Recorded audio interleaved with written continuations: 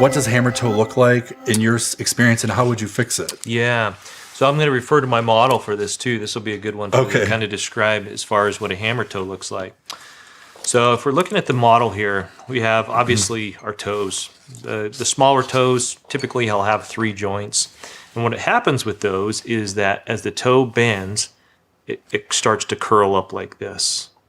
And we get that big bone prominence on the top of our toe, and it rubs on the inside of the shoe. And it becomes to the point sometimes where it's so stiff you can't even straighten it back out. So our treatment for that is, first of all, what causes that hammer toe? That could be a muscle imbalance. That could be a neurological disorder that's causing that. It could be trauma that has caused that. There's multiple reasons.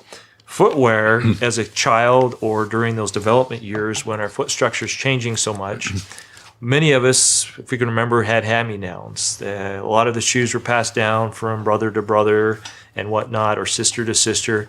And that can play part of it depending on how bad and how tight those shoes fit as a child.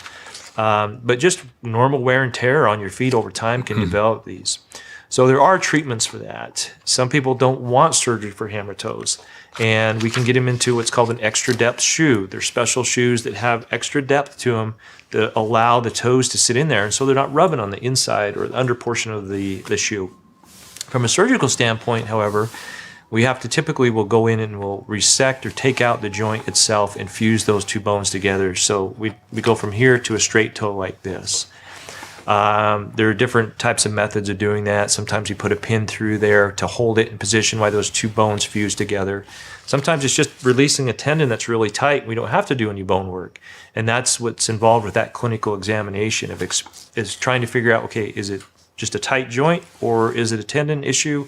What other underlying issues may be doing that? But there are ways to treat it. And the most common is to take out the joint and try to fuse those 2 joints together with either a pin or some type of a screw to hold them together while they fuse.